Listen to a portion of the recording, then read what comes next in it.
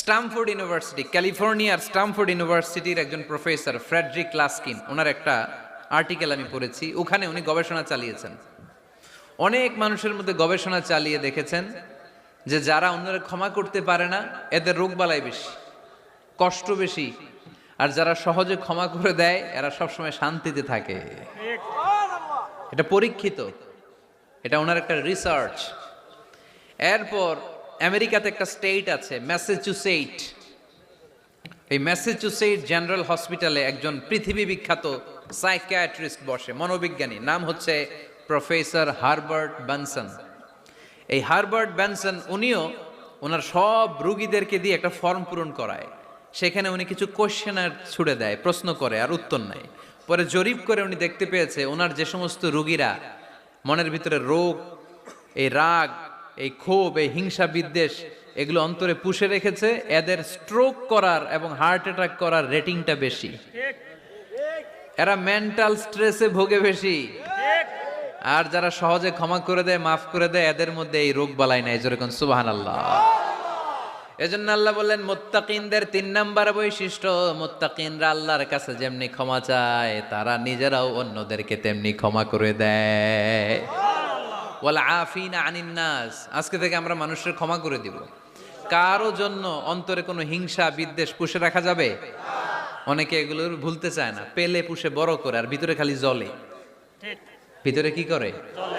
এই জ্বালাও পোড়াও আমরা বয়ে বেড়াতে চাই না। মুসনাদে আহমদ ইবনে হাম্বলের হাদিস, চমৎকার একটা ঘটনা।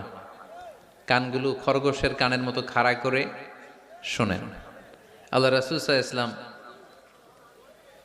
কোন একটা মজলিসে একজন আনসারী সাহাবীর ব্যাপারে ঘোষণা দিল, বলল এখন যে সাহাবী এসে বসবে সে সাহাবী জান্নাতি।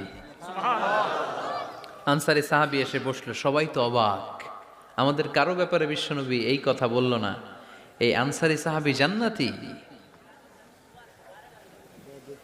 আবার কয়েকদিন পরে আরেকটা মজলিসে বিশ্বনবী আবার ঘোষণা দিলেন, এই মুহূর্তে এমন একজন সাহাবী এসে এইখানে বসবে, এই সাহাবীটা জান্নাতি। সবাই খেয়াল করে দেখলো, আগের মজলিসে যেই লোকটাকে বিশ্বনবী জান্নাতি বলে ঘোষণা দিয়েছে, আজকেও ওই সাহাবী এসে ওই জায়গায় বসেছে। তৃতীয় দিন আবার বিশ্বনবী বললেন, এখন একজন সাহাবী এখানে এসে বসবে, সে জান্নাতি। সবাই খেয়াল করে দেখলো, ওই সাহাবীটাই আবার এসে বসেছে। সবাই অবাক, কি আজীব, কি আছে এই সাহাবীর মধ্যে, যে সাহাবীর ব্যাপারে খুদ বিশ্বনবী 3 বার ঘোষণা দিলেন যে সে জান্নাতি। সবচেয়ে বেশি অবাক হয়েছিলেন সাইয়েদনা আব্দুল্লাহ ইবনে আমর ইবনে আস। মনে মনে ভাবলেন, এটা তো চারটেখানে কোনো কথা না, বিশ্বনবীর অ্যানাউন্সমেন্ট।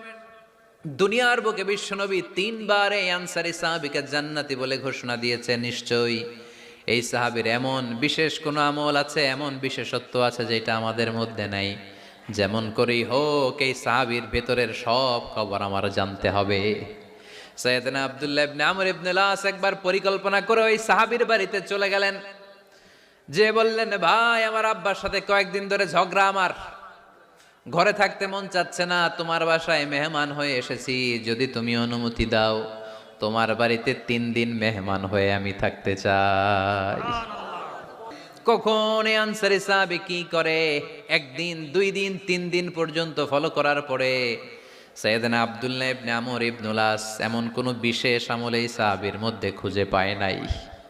3 দিন গভীরভাবে পর্যবেক্ষণ, অবজারভেশনের পরে বিশেষ কোনো আমল ওনার চোখে পড়ে নাই। এবার 3 দিন পরে তো চলে যাবার পালা, ঠিক না?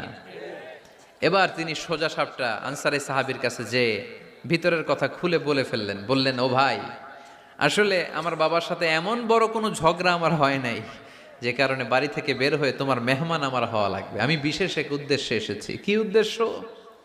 আব্দুল্লাহ ইবনে আমর ইবনে আস এবার বলতে আরম্ভ করলেন, আমরা খেয়াল করেছি 3টা মজলিসে বিষ্ণু ঈসা ইসলাম তোমাকে জান্নাতি বলে ঘোষণা করেছে, তাই আমি জানার জন্য এসেছি তুমি এমন কি আমল করো যে কারণে বিশ্বনবী ঘোষণা দিলেন যে তুমি জান্নাতি। কি এমন বিশেষ আমল আছে তোমার, আমার একটু বলো, আমি ওই আমল করে জান্নাতি হতে চাই। আল্লাহু আকবার।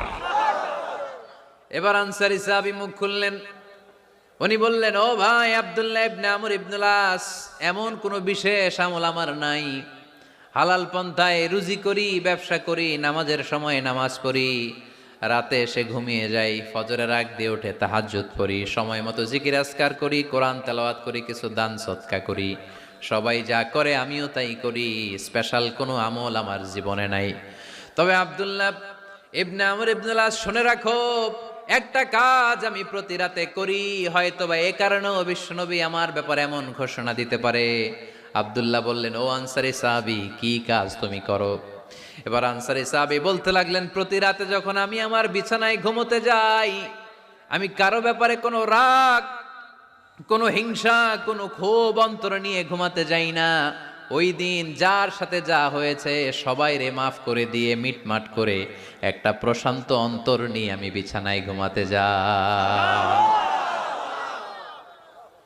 ওই দিনে কেউ আমার গালি দিছে, কেউ আমার বকা দিছে, কেউ আমার বিরুদ্ধে মিছিল করছে, উল্টা পাল্টা যে যাই করুক না কেন, আমি কিচ্ছু মনে রাখি না। আবি ইলা ফিরাশি, আমি এমন ভাবে আমার বিছানায় যাই, ওয়ালাইসা ফি কলবি হিকদুন আলা আহাদ, এমন অবস্থায় আমি শুয়ে পড়ি যে আমার হৃদয়ে কারো ব্যাপারে, আমার হৃদয়ে কোনো ক্ষোভ নাই, কোনো হিংসা নাই, কোনো অহংকার নাই, সব রাগ ক্ষোভ ভুলে গিয়ে সবাইকে ক্ষমা করে দিয়ে আমি বিছানায় ঘুমাতে যাই। এজন্য বিশ্বনবী এই সাহাবীকে তিনটা মজলিসের ভরা মজলিসের মধ্যে জান্নাতি বলে ঘোষণা করেছে। এই হাদিস থেকে শিক্ষা হলো, আমরাও যদি প্রতি রাতে বিছানায় ঘুমোতে যাওয়ার আগে সবাই রে মাফ করে দিয়ে মনের যত ক্ষোভ জ্বালা যন্ত্রণা আছে সব ভুলে যে বিছানায় ঘুমাতে পারি, এই সাহাবীর মতো আমাদেরকেও জান্নাতি হিসেবে কবুল করবে কে? পারবেন আজকে থেকে? ইনশাআল্লাহ। বিছানায় যাওয়ার আগে কি করবেন? আজকে সবাই রে মাফ করে দিব। যে আমার উপর জুলুম করছে ওই বিচার আল্লাহ করবে। কে কি বললো ওটা দেখার দরকার নাই। কারো ব্যাপারে কোনো ক্ষোভ, কোনো তিক্ত অভিজ্ঞতা, জ্বালা যন্ত্রণা অন্তরে রাখবেন? রাখলে লাভ না লস? এটা আরো জ্বালা দিবে আমারে, এটা আরো ভেতর থেকে কষ্ট দিবে। It will burn me inside, ভিতরে জ্বালিয়ে পুড়িয়ে শেষ করে দিবে। এগুলো বয়ে বেড়াতে চাই না আমি সব মাফ করে দিতে চাই। চিল্লায় বলো ঠিক কিনা? এজন্য আল্লাহ বললেন, আমার মুত্তাকিন বান্দাদের 3 নাম্বার বৈশিষ্ট্য, তারা অন্যের প্রতি রাগ ক্ষোভ অন্তরে পুষে রাখে না।